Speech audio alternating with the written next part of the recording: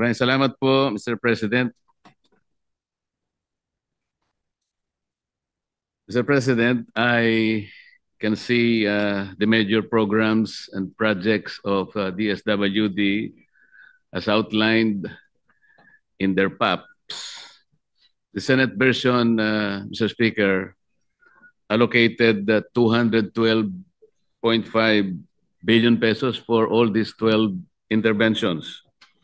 Nauuna na po rito yung 4Ps, which is at least more than one half of the entire total of 212.5 billion. Meron silang social pension, which is 58 billion, protective services, 27 billion, supplementary feeding, 6.6, sustainable livelihood program, 6.1, and so on and so forth. Mr. President, ang total nga po is 212.5 billion pesos. The sad thing here, Mr. President, as may be shown by the questions propounded by the earlier speakers, meron pong mga skepticism, merong pagdududa kung talagang etong maraming interventions na ito ay talagang nakatutugon dun sa mga tinatarget na mga focus areas or persons.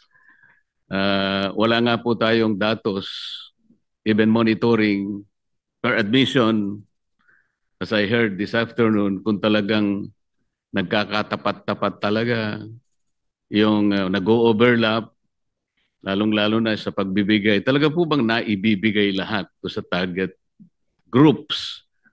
Nakita ko po kanina sa pagtatanong, talaga namang totohanan pagka medyo may politika, talagang mas marami yung AICs at saka iba pang mga interventions. As a matter of fact, Mr. President, itong 12 interventions na to ay meron pang iba na hindi siguro nalista rito katulad nung Lawa Binhi na kanilang tinutupad at itinataguyod. Without belittling the activities, Mr. President, or the efforts expended by the DSWD, sapagkat kilalang-kilala ko po yung secretary, isa po yan sa aking pinakamatalik na kaibigan nung ako po ay nasa House of Representatives. At hanggang ngayon po, kagaya rin ni Boyeng Remulla, kaibigan ko rin po yan. Kaya lang as maputi lamang po si Secretary Gatchalian. Mr. President, ganito ko po sinimula ng aking premise dahil sa ako po ay may pagdududa rin kung talagang napupunta sa lahat ng mga targeted individuals or groups itong napakarami pong interventions na kung talagang natugunan lahat, hindi po sana magkakaroon ng mga surveys na kagaya po ng babanggitin ko sa inyo. Halimbawa, Mr. President, noong 2022, ang sabi po sa mga surveys, yung pong nagsabing sila po ay kasama sa mga mahihirap na pamilya ay 48%. Sa mga tweet, halos kalahati po ng pamilyang Pilipino ang nagsabi, kami po ay mahirap. 2023, Mr. President, ganun din po 48% ang nasasabi sa survey. Noong 2024, last year, Mr. President, 57% pa nga po. At ngayon po, September 2025, hindi pa po natatapos ang taon, nasa 50% na po nagsasabi na kami po ay mahirap. Katumbas po halos, Mr. President, ng 14.2 million families. If we assume, Mr. President, that each family is comprised of about 5 members, this is easily between 25 to 30 million poor Filipinos telling themselves that up to now we're still poor. So, sabi ko nga po, hindi ko po kinu-question ang validity po ng lahat ng mga interventions na ito. At lalong hindi ko po kinu-question ang nobility and even the efforts na ginagawa po ng Department of Social Welfare. Pero kung totoo pong ganun nga ang ating pinagsisikapang puntahan, napakarami po nito. Halos ito po ay 12 pantulong socio-economic programs. Bakit ganito po ang hinaing ng ating mga kababayan hanggang ngayon? Halos kalahati ng pamilyang Pilipino ay hirap pa rin. So ibig sabihin po, Mr. President, talaga pong dapat merong siya sa atin. Dapat siguro ay i-review nating mabuti kung saan sumasablay, kung nasaan ang problema, Mr. President. Tama po ba yung assumption ng representasyong ito, Mr. President?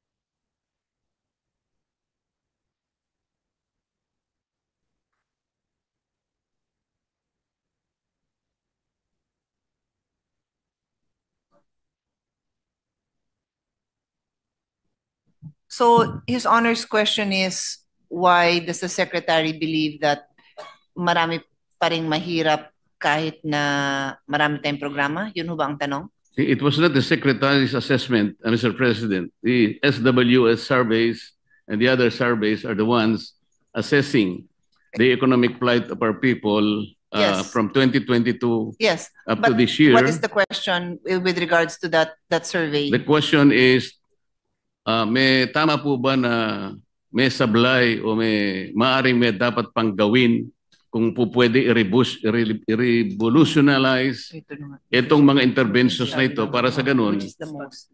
ay hindi po ganito ang naririnig natin na hinain ng ating mga kababayan. Hindi po maliit na bilang ito. 48 to 57% is not a small number.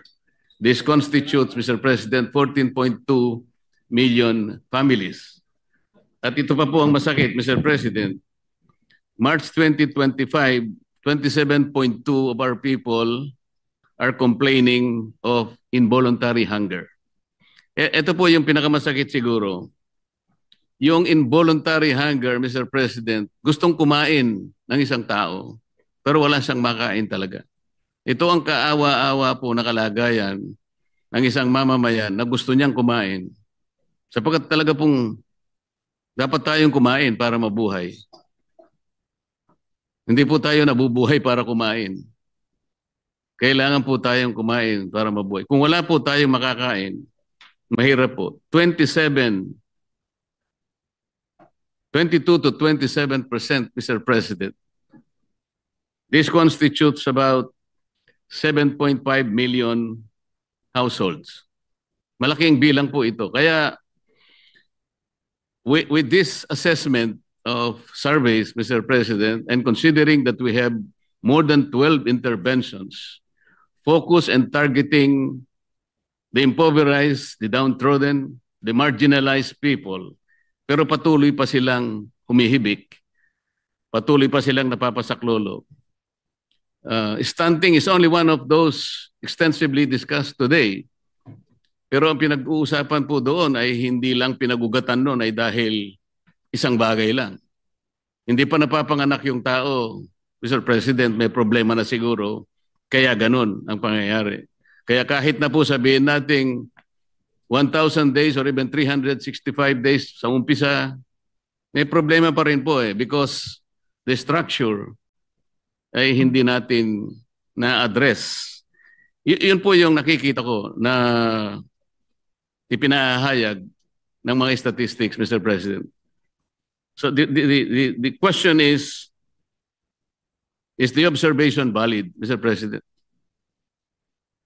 The observation that was shared by His Honor is something that has been brought to the attention of the Secretary, and precisely why in the previous interpellation, they have pointed out that upon the instructions of the President, they're commissioning a study to see which of these intervention address poverty the most effectively. So I believe in a nutshell that captures His Honor's concern kasi sabi ng ating kasamahan, sa dami-dami ng program, bakit ganito pa rin ang pakiramdam ng mga Pilipino? So the best thing to do is to conduct this study to find out which programs are effective and which programs are not effective. In the earlier interpellation with Senator Alan, I also pointed out that I personally believe that some of these programs may be very effective, but lack of funding may not give the results, the desired results. So we can also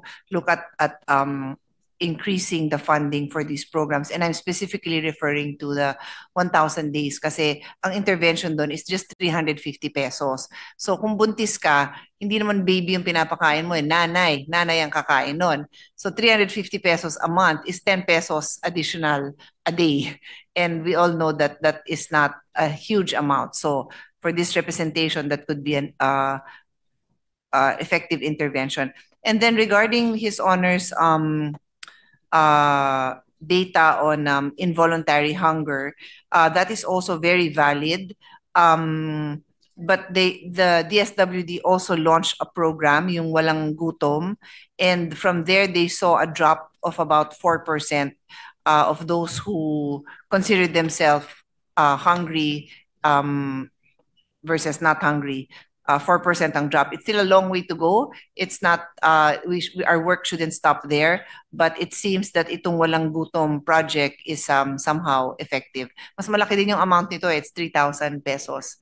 Yeah, and the family can purchase the exact food that they need. So let's say may taniman naman sila, hindi naman nila kailangan yung ganitong klase, then bibili nila yung kailangan nila na pagkain.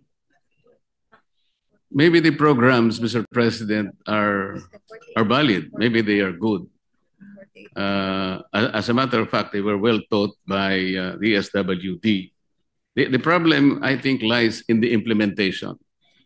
Katulad po nung AX noon, napasama ako dyan sapagat ako'y nasa House of Representatives.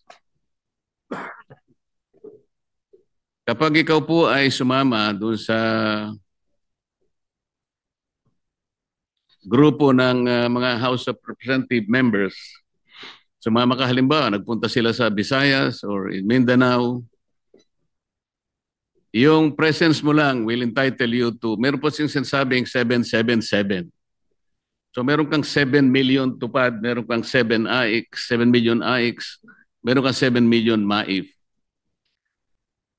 Ako po nagkataong nakasama sa isa lang, ngunit tayo ko na po sumama sa iba. Kaya lang naman ako nakasama doon sa isa dahil meron po akong pupuntahan sa Tagum nung panahon na yon. Kaya sinadya ko na rin sumama sa kanila sapagkat nandun na rin ako. Ngunit hindi ko po alam kung nakakuha rin ako ng 777. So yun po ay isang example, isang halimbawa. Ngunit isang napakasamang halimbawa. Dahil hindi po talaga doon pinamimigay yun eh. Kalipunan ng maraming tao para lang makita nila na kampanya po kasi. Tama po yung mga naunang tanong kanina. Hindi natin malaman kung talagang napupunta sa mga tao yung nilalayon ng bawat programa na nakalinya. Napakarami po nito. At lalong hindi po natin namomonitor, Mr. President, ano ba yung kaibahan kung halimbawa? Sa 12 ito na intervention halimbawa, ilan po kaya ang pangkaraniwan ang natatanggap ng isang targeted person? Sa marginalized po kasi ito eh. At paano nabago ang kanyang buhay? Ito po yung kahit kailan ay hindi ko pa po nakita na halimbawa na-i-report ng kaukulang mga ahensya. Hindi lamang po ang DSWD. Ipaghalimbawa po natin, Mr. President, yung 4Ps. 4Ps, Mr. President, was initiated as a program in 2008. It was institutionalized through the enactment of Republic Act 11310. Ibig sabihin po, Mr. President, from 2008 hanggang ngayon, 2025, 17 taon na po ang nakararaan. So, yun lamang pong katawagan, Pantawid program, Pantawid Pamilyang Pilipino Program for Peace. Medyo kinakabahan na po ako ron, Mr. President. Naitawid mo lang eh. Paano pagkatawid niya, Mr. President, nakakita ng multo? Pinakamarami ron, babalik yun eh, sa takot eh. Ghost project ang nakita niya. Paano siya makakapagpatuloy para lumakad? Nang mayroong kumpiyansa sa kanyang kinabukasan. Yun po yung pinoproblema eh, Mr. President. Kaya po kanina ay nagtatanong ang marami, paano kaya natin re-reviewin to? Kaya meron ba tayong mas mabisang kaparaanan na pwede nating subukan? Para sa ganun ay malaman naman natin kaysa ipagpatuloy natin ang napakaraming mga intervention sa matagal na panahon, ngunit patuloy pa rin nagsasabi ang mga kababayan natin, nakaranas po ako ng involuntary hunger. Ang tingin ko po sa sarili ko ay mahirap pa rin ako. Hanggang ngayon eh. Mr. President, sangayon po sa World Bank, ang China po, this is a World Bank report. Ang China po, Mr. President, was able to lift or liberate 800 million poor Chinese from 1978 to 2018, or a period of 40 years. Ang ibig sabihin po noon, Mr. President, China was able to liberate an average of 19 million poor Chinese people per year. 19 million impoverished Chinese people were liberated. Ito po yung report ng China. Nung tinignan ko po, there are two pillars of approach na ginamit ng China. Ang isa po ay to open new economic opportunities and raise average incomes. Kapag wala pong economic opportunities talaga, and you are unable to raise the income of an average family, lalo na po yung mga impoverished and marginalized, kahit anong gawin mong intervention, hindi mo talaga sila maliliberate. Ang pangalawa po nila, yung recognition that targeted support was needed to alleviate persistent poverty. Ito po ngayon ang ginagawa ng DSWD. Yung targeted intervention lang. Kasi po yung sinasabi nila, areas disadvantaged by geography and lack of opportunity, and later on, targeting individual households. So bago po nila ginawa yon, talagang China was able to raise the average income of their poor families. Without which, yung intervention hindi nila magagawa. And then in 2021, President Xi Jinping, Mr. President, also declared that China has achieved another miracle of eradicating extreme poverty in their country over an 8-year period. So, ibig sabihin, 2021, sinabi niya, 100 million people have been lifted out of poverty. 8 years lang po ang ginamit niya, Mr. President, or an average of 25 million poor Chinese. Doon sa report ng World Bank, 19 million poor Chinese. Bakit ko po dinidistingue ito, Mr. President? And I can even emphasize the importance of this. Kasi po, kung 19 million poor Chinese po ang na-liberate, napag-graduate ng China, magagawa rin po natin eh. Kasi tingnan po natin, Mr. President, ang poverty incidence rate po natin in 2024 is 15.5%. That comprises 17.5 million poor families. 17.5.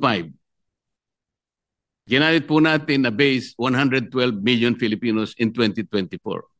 Sabi po ng Population Commission, today, 2025, estimated population of our country is 114 million Filipinos. So applying the poverty incidence rate of 15.5%, that will be 17.17 million Filipinos. Kung gagawin po natin ang ginawa ng China, Mr. President, we can wipe out poverty in this country in 1 year. Why? 19 million poor Chinese po ang nag-graduate nila eh. Eh, ang mahirap lang natin is 17.7 million, assuming that this is correct. Why don't we do a Chinese miracle?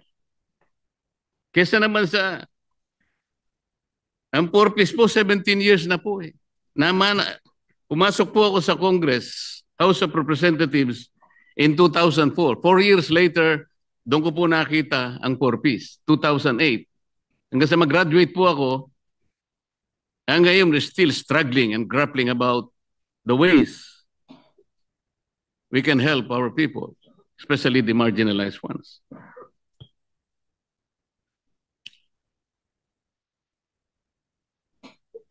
Tama po ba na gamitin kong halimbawa ang China, Mr. President?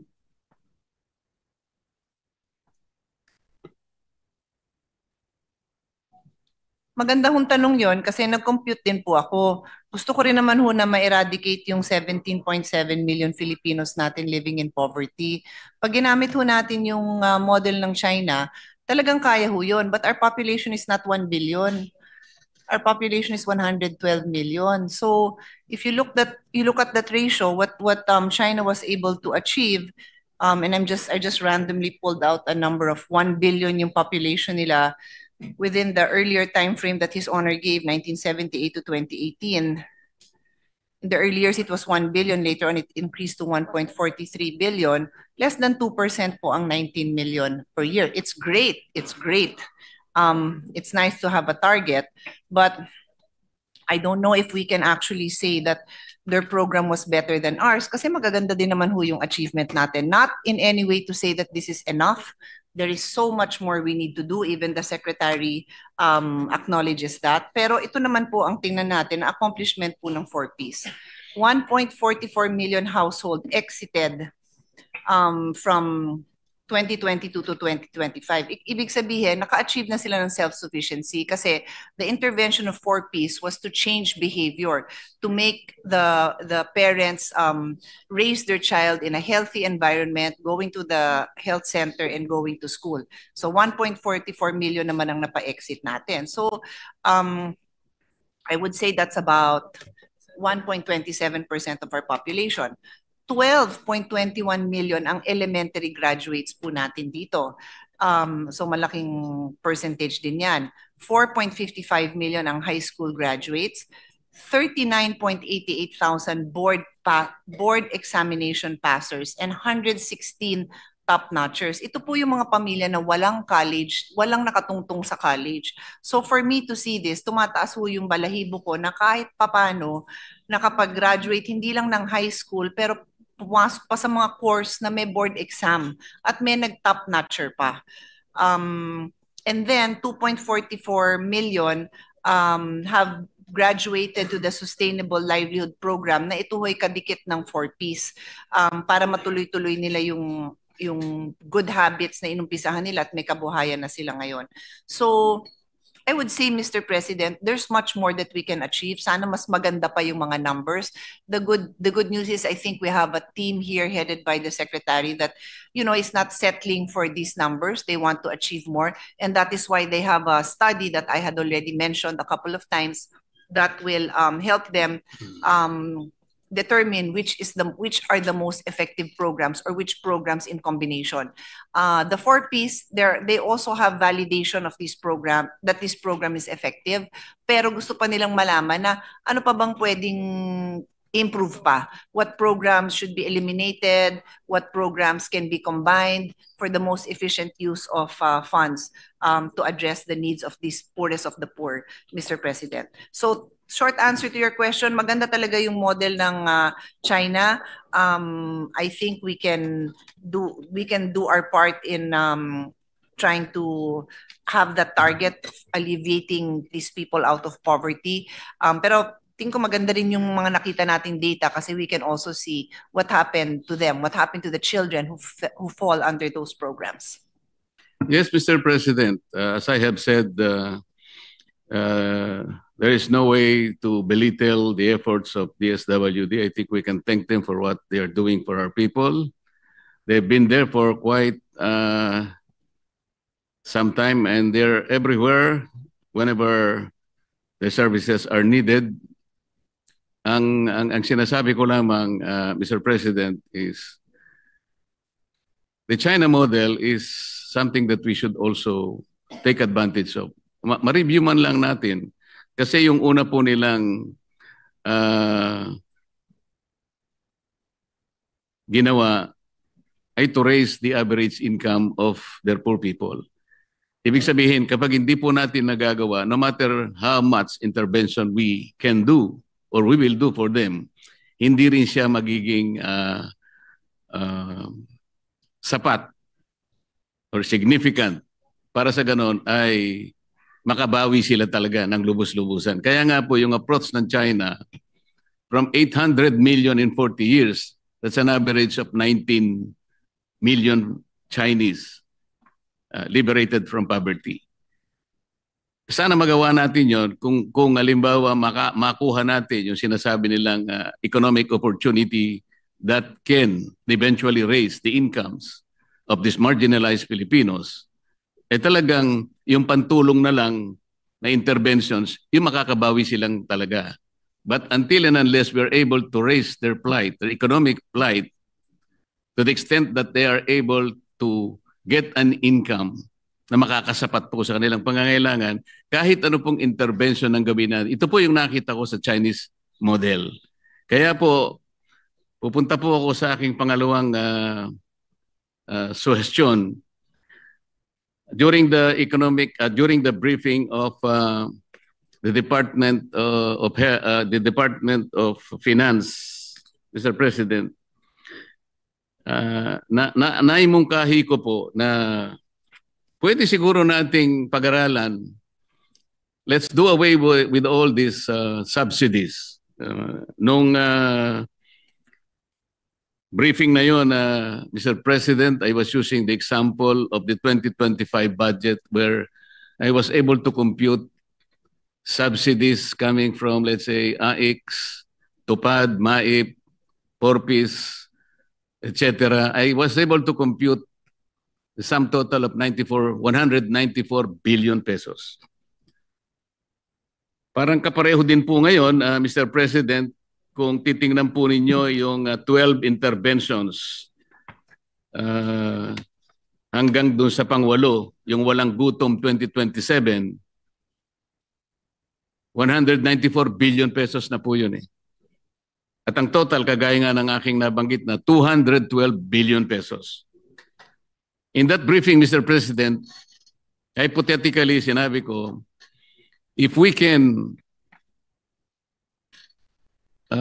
eliminate the subsidies, palitan na lang natin ang isang proposition like all households consuming 200 kilowatt hours per month. Ilibre na natin yon. Kinukwento ko po, Mr. President, yung pong 200 mga families na nagkukonsumo ng 200, average of 200 kilowatts per hour pababa, nandyan po yung pinakamahirap. Easily, you can establish 4.5 million families there.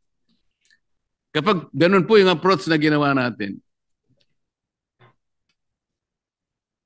depending on the price of electricity, let's say between, let's say 10 to 12 or even 15 pesos per kilowatt hour, like in most electric cooperatives in our country.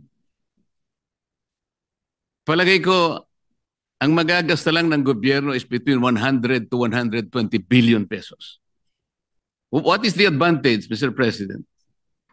The advantage is dire-diretso po sa kanila. Walang corruption. Walang namimili lang. Hindi politiko yung pupunta ron. Hindi yung pasikat lang siya. Dito po, dire-diretso. Let's say, 2,500 ang natipid niya sa kanyang kuryente because it is a subsidy. Sa kanya po yun. Bahala na po siya ngayon magpundar ng pangangailangan ng kanyang pamilya. Hindi kagaya ngayon po, napakaraming intervention. Maring po, nagkakadoble-doble. Yung iba hindi natin na-monitor. Yung iba napupunta kung saan lang. Ito po, dire-diretso sa household. So, less corruption, walang pasikat. Baka po masatisfy natin the first component of the Chinese model. Yung sinasabi niyang economic intervention that will, to the extent of raising the family income. Ito po kasi 2,500, palagay mo. Ang laking bagay po noon sa individual household. Yung mahihirap po talaga.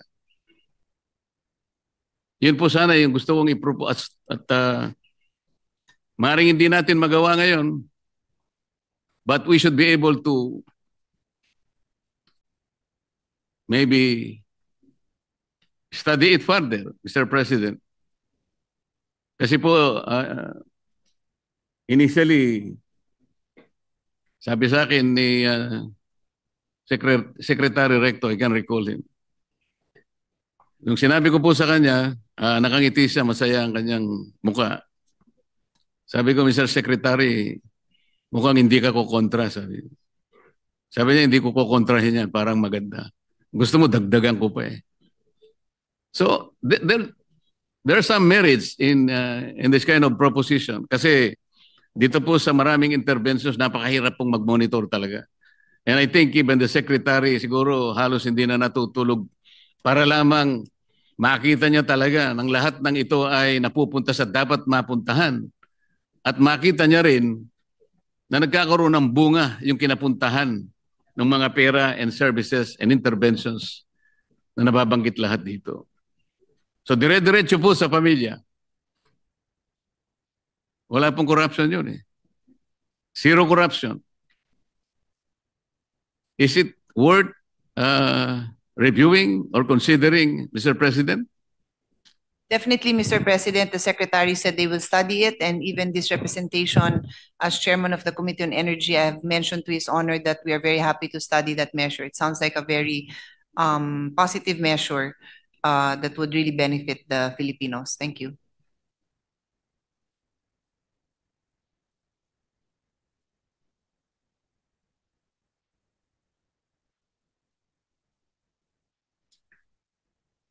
So, salamat po. Ang totoo niyan, meron po kaming panukalang batas tungkol dyan, Mr. President. Sana po pagka ito ay atin ang pinag-uusapan ay maging daan lang para sa ganon ay mapuntahan naman natin yon. Baka sakaling ito po yung hinahanap nating isa sa milagro na ginamit po ng China, Mr. President. Kasi po sa ngayon, napakahirap po talaga. Yun lang pong paghingi ng nagkataon po kasi na ang dami pong binaha. Isa po ako sa talagang gusto rin makatulong sa constituents natin kaya napilitan po akong lumapit sa Department of Social Welfare and Development kasi mabilisan po yun. Napakahirap naman po sapagkat marami ring pumipila. Yung ibang nakuha po namin, ang sabi nila, bakit ka ako parang antagal natin? Kasi po, binebet pa po namin. Iba po kasi nagko-complain, yung mga tuna products po, may parang iba, bulok na po kasi. Sino po ba yung nagbe-bet noon? Pati nga po yun, yung pagre-repack lang, isipin po natin, napakalaking organization ang kakailanganan nyo. Bibili kayo, magpo-procure kayo, i-repack natin. Doon pa lang sa pagre-repack po, ilang milyon po, ilang bilyon po ang ating gagastusin dyan. Samantalang kung diretso na po yung 2,500 sa household, siya na po ang bibili ng pangangailangan niya. Kung ilang pirasong sardinas ang gusto niyang bilhin, nasa kanya na yun. Doon siya bibili ng gamot. Eh yung pong nakuha ko pong, ayaw ko na pong kunin dahil nung makita ko po yung non-food items po, lalo na po yung pasensya na po, yung mga undergarments po, underwear. May nakita po ako, sabi ko, paano ko ibibigay ito? Napakalaki. Sa size po ng Pilipino, palagay ko po, wala pong makapagsusuot nun eh. Siguro po kung yung mga wrestler po, pwedeng isuot po nila yung, iba po naman napakasikip. Yung iba naman po napakadipis. So, sino po ba yung So ito lamang po eh. Ayoko na pong bumati o bumase sa ganitong mga pagtatanong. Pero doon pa lang po malaking problema na eh. Yung procurement lang po, intervention lang po ito eh. Para bumili ka, i-repack mo at ipamigay mo, ilagay mo po sa mga bodega. Ang dami pong organization, ang daming effort, ang daming man hours, ilang pong tao ang gaganap nito. Kaya po siguro hindi nagiging masyadong effective kahit na napakaganda po ng programa. So salamat po Mr. President. Naihayag ko po yung maaring alternative na pwede nating gawin.